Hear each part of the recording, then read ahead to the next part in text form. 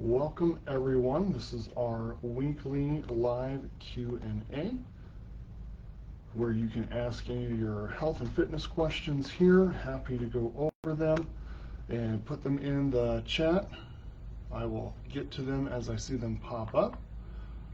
What I wanted to focus on this week's, we're kind of focusing on a topic of shifting perspective of most people come in focusing on their weight loss with their goals and adding to the perspective of not just focusing on what we're trying to lose, but focus on also what we're trying to gain.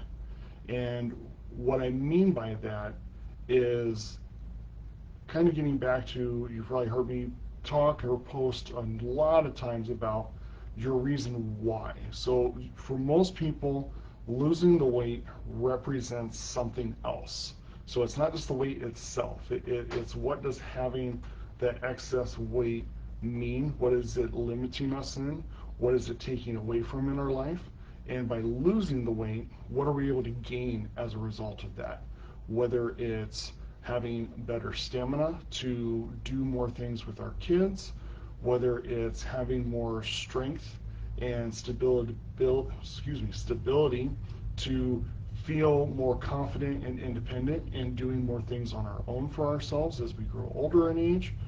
It can be gaining more confidence when we go out and about in the way our clothes fit, in the way we can move our body now, in the way we know our body looks because of what we've been able to shape and create with our consistent workouts and our proper healthy nutrition.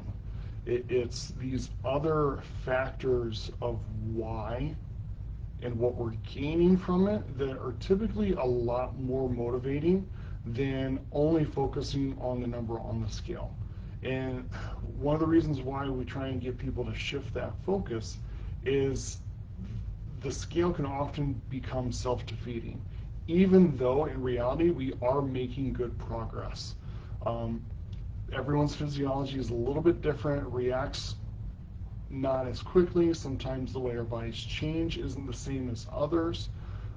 There can be a lot of good results without a lot of scale change.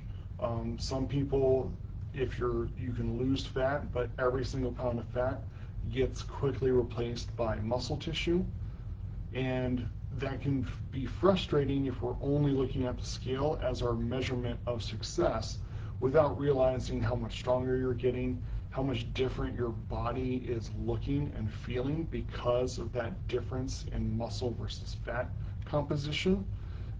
Fat takes up a lot more space pound for pound than muscle does. So you can have a net 5-pound change between muscle and fat.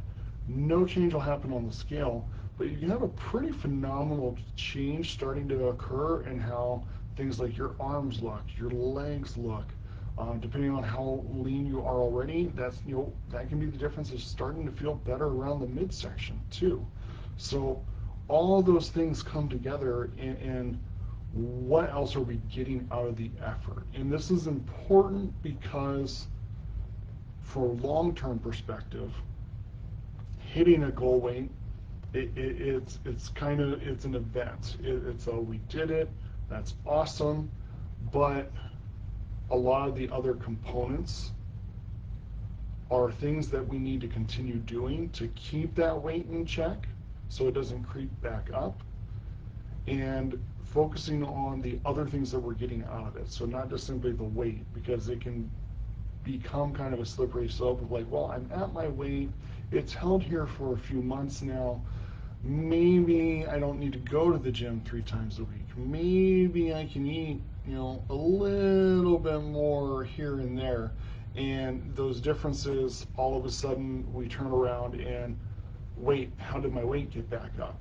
So if we focus more on the things that we're gaining as far as better strength, better stability, better confidence, that sense of wellness and feeling and accomplishment and being able to do more physically with our body, that helps keep the motivation beyond hitting that weight goal of maintaining the lifestyle and the habits that we put in place to continue feeling better, to continue gaining more abilities, but not just inside the gym, but outside the gym. Ideally, we want whatever workouts we're doing to be conducive to you being able to do more things on your own or just enjoy more of what you do on a day-to-day basis, making things that you do every day easier so you have more energy at the end of the day.